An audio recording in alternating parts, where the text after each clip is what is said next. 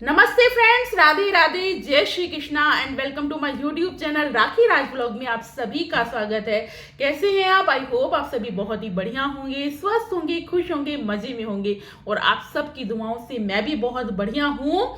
तो फ्रेंड्स, आज का जो वीडियो है बहुत ज़्यादा महत्वपूर्ण है, तो वीडियो को फुल वॉच कीजिएगा। वीडियो में हम दो टॉपिक डिस्कस करेंगे। फर्स्ट टॉपिक जो है वो है, जो रिकॉर्डिंग दीदी है वो कहती हैं, रिकॉर्डिंग दीदी कहती है कि उनके इन-लॉज उनको लेने नहीं आए, मनाने नहीं आए, बच्चियों से मिलने नहीं आए। एक प्रॉपर्टी का पेपर था जिसपे सिग्नेचर वो कराने चाहते थे, इसीलिए वो उनको मनाने आए कि वो प्रॉपर्टी के पेपर पर सिग्नेचर कर दें। तो इस टॉपिक पर हम डिस्कस करेंगे। सेकंड, आज पड़ोसी भाई ने कुछ ही घंटों पहले एक वीडियो डाली।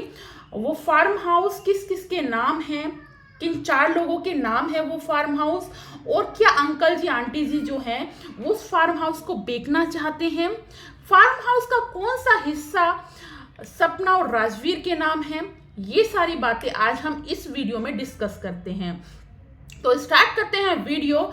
तो जो हमारी सपना जी हैं, रिकॉर्डिंग दीदी हैं, तो उनका कहना था दीपावली के आसपास उनके इन-लॉज आए थे उनसे मिलने के लिए, बच्चियों से मिलने के लिए। आंटी जी अपने मायके में दीपावली मनाई, अंशु से मिली। उसके बाद वो अपनी बहू के पास गई, अपने भतीजे और अपने हस्बैंड के साथ, अंकल जी के साथ गई बहू से मिलने के लिए।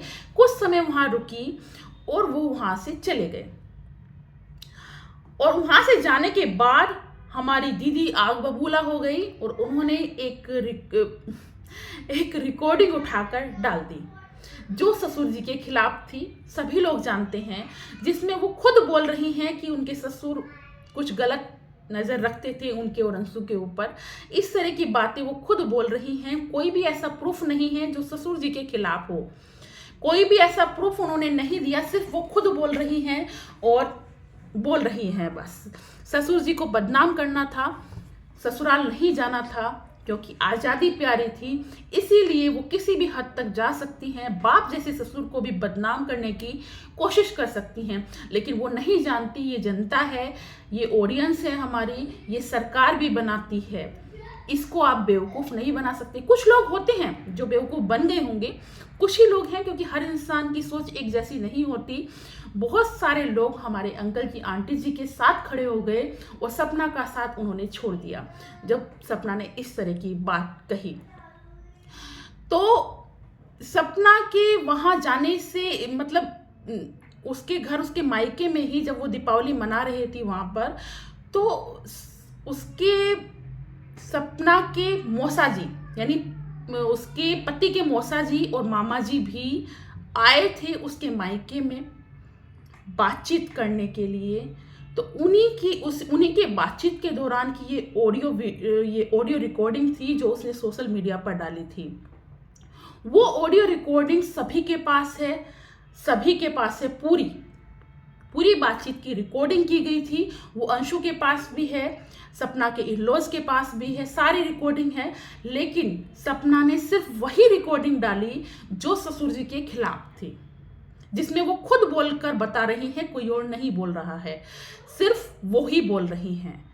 ठीक है, उन्होंने पूरी रिकॉर्डिंग नहीं डाली। अगर वो प्योर हैं, साफ सुथरी हैं, तो वो सारी रिकॉर्डिंग डालती ना। उन्होंने सारी रिकॉर्डिंग क्यों नहीं डाली? जो भी बातचीत वहां पर हुई, जो चीज अपने पक्ष में उन्हें लग रही थी वही डाल दी। ऑडियंस को बेवकूफ बनाना है, सिंपैथी गेन करनी है, ठीक है ना। लेकिन हमारी ऑडियंस बहुत ज़्यादा समझदार है। और झूठ का मुंह कितने दिन तक आप बंद कर लोगे? झूठ का पता एक दिन चल ही जाएगा कि कौन झूठा है, कौन सच्चा है। गलत बोल गई मैं, सच का मुंह कब तक बंद कर लोगे? सॉरी, मुंह से निकल गया। सच का मुंह ज़्यादा दिन तक बंद नहीं रह सकता। एक दिन सच सामने आता है और झूठ दिख जाता है।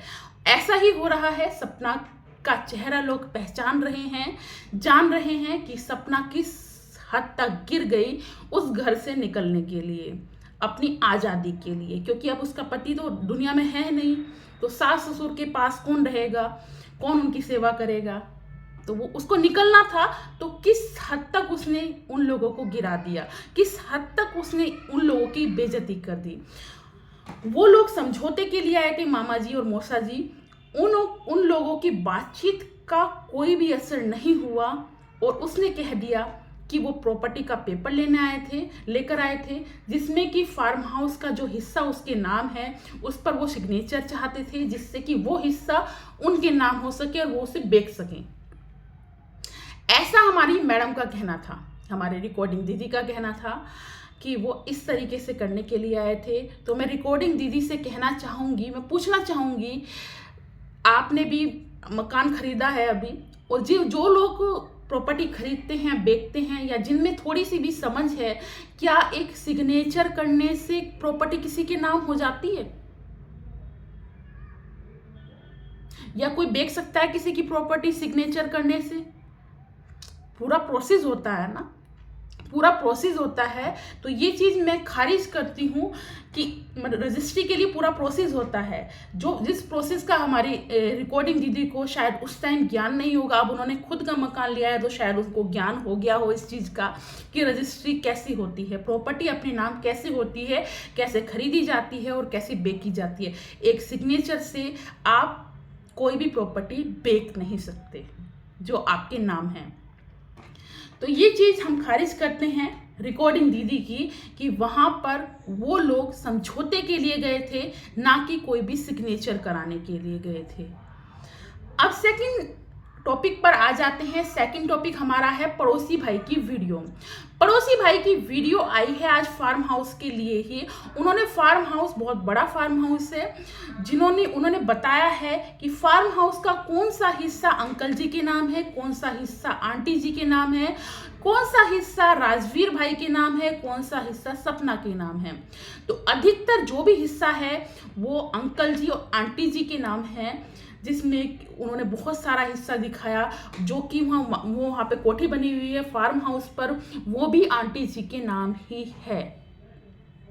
थोड़ा सा हिस्सा है जो राजवीर जी और सपना के नाम है। तो राजवीर जी की जो भी प्रॉपर्टी, पति की प्रॉपर्टी पत्नी को मिलेगी, यानी सपना को मिलेगी। तो पड़ोसी भाई ने ये चीज क्लियर की है, अगर अंकल जी आंटी जी को बेचने की भी जरूरत थी तो वो अपना हिस्सा बेच सकते थे, सपना की उन्हें जरूरत नहीं थी, क्योंकि अंकल जी और आंटी जी के नाम उस फार्म हाउस का अधिकतर हिस्सा है और आगे का है। राजवीर और सपना के नाम बहुत पीछे का हिस्सा है और बहुत छोटा हिस्सा है। आंटी जी और अंकल जी के नाम बहुत बड़ा हिस्सा है। जो भी लोग देखना चाहें तो पड़ोसी भाई की वीडियो पर जाइए और उस वीडियो को वॉच कीजिए, अच्छे से आपको क्लियर हो जाएगा। उन्होंने आज ही कुछ घंटों पहले वो वीडियो डाली है और उसमें उन्होंने क्लियर किया है ये बात कि अंकल जी आंटी जी कोई भी प्रॉपर्टी नहीं बेचना चाहते थे। ये सारी प्रॉपर्टी किसकी है? उनकी पोतियों की ही है और उन्हीं को मिलेगी। कोई भी किसी की प्रॉपर्टी पर गलत नज़र नहीं डाल रहा है, कोई भी प्रॉपर्टी को नहीं लेना चाहता है। सिर्फ जो है उनके बच्चों की निशानी है, दोनों बच्चों की, सूरज और राजवीर की निशानी है, जो उनके बाद उनकी पोतियों को मिलेगी। तो ये चीज़ें आज पड़ोसी भाई की वीडियो से क्लियर हो चुकी है कि वो फार्म हाउस नहीं बेचना चाहते थे। वो वहाँ गए थे अपनी बहू के मायके में समझौते के लिए गए थे, बातचीत को आगे बढ़ाने गए थे जिससे कि सब कुछ एक हो जाए। लेकिन मैडम को तो एक होना ही नहीं था, उसको ज़रूरत नहीं है अब इन-लॉज की, क्योंकि उसे पता है इनके बाद सब कुछ तुम्हारा ही है और इनके पास रहकर करना भी क्या है। अब उसके दिमाग में यही है, यहाँ तुम्हारी आज़ादी नहीं है तो इनको छोड़ो, अलग रहो। लेकिन बहन, आपने इनको इतना बदनाम क्यों कर दिया? आपको अलग रहना था, आज़ादी प्यारी थी, तो ये सब प्यार से भी तो हो सकता था। इतना गिरा दिया, इतना बदनाम कर दिया और लोग अब आप ही को नेगेटिव तरीके से देखने लगे हैं। अपने व्यूज़ देखो, जब आप शिवपुरी वाले घर में रहती थी तो आपके व्यूज़ कितने आते थे और जब आप अलग रह रही हैं तो लोग आपकी इमेज खराब हो गई, आपकी वीडियोस पे व्यूज़ आने कम हो गए, व्यूज़ नहीं आते उसमें। कोई भी नई कंट्रोवर्सी करती हैं तो 1-2 दिन व्यूज़ आ जाते हैं, लेकिन रेगुलर आपकी वीडियो पे व्यूज़ नहीं आ रहे। उसका कारण ये है आप नेगेटिव हो चुकी हैं। आप अलग रहने के चक्कर में भूल गई हैं कि किसको कितना गिराना है। आप मतलब कहते हैं ना, पाप का घड़ा भर जाता है तो क्या होता है। तो शायद इसीलिए सब कुछ गलत हो रहा है। कह तो कुछ भी नहीं सकते किसी को, देखिए कुछ भी किसी को नहीं कह सकते, लेकिन सपना की गलतियां हैं जो दिख रही हैं साफ साफ, और एक समझदार और पढ़ा लिखा इंसान उन गलतियों को समझ रहा है, देख रहा है, इसीलिए उसके खिलाफ जा रहा है। हम लोग पहले सपना के खिलाफ नहीं थे, आज उसके खिलाफ बात कर रहे हैं, तो उसके अंदर कुछ ना कुछ कमियां तो होंगी। मेरी पिछली वीडियो उठाकर देखिएगा, मैं सपना की तारीफ करती थी, इसकी वीडियो के आने का वेट करती थी कब उसकी वीडियो आएगी, और उसकी वीडियोस के नीचे कमेंट्स करती थी। लेकिन ना तो मैं आज उसकी वीडियोस को वॉच करती हूँ, और ना ही मेरे को कोई इंतज़ार रहता है कि उसकी वीडियो कब आएगी कब नहीं आएगी, कोई मतलब नहीं है। क्योंकि उसकी इमेज मेरे दिमाग में नेगेटिव हो चुकी है, ख़राब हो चुकी है। और क्योंकि जो इंसान अपने इन लॉज को इतना नीचे गिरा सकता है, इतना अपनी आज़ादी के लिए ये भूल चुका है कि ये बड़े हैं, पेरेंट्स हैं, इन्हीं पेरेंट्स ने तुम्हें 2 बेटे दिए हैं बैक टू बैक, एक के जाने के बाद दूसरा दे दिया, फिर भी पेट नहीं भरा मैडम का, फिर भी पेट नहीं भरा। अरे अगर वो गलत होते तो तुम दोबारा शादी करती उस घर में। कहने के लिए बहुत सारी बातें हैं, लेकिन मैंने अपने दोनों टॉपिकों को क्लियर किया है। तो आई होप आपको पसंद आया होगा। अगर आपको पसंद आया हो तो लाइक कीजिएगा, चैनल को सब्सक्राइब करना बिल्कुल मत भूलिएगा। अब मैं आपको नेक्स्ट वीडियो में मिलूंगी, तब तक के लिए tata bye bye, Radhe Radhe, जय श्री कृष्णा। इसी तरीके से अपना प्यार सपोर्ट बनाए रखिएगा, मैं ऐसे ही आपको मिलती रहूंगी regular. Thank you for watching, बहुत बहुत धन्यवाद, आपका प्यार और सपोर्ट करने के लिए धन्यवाद।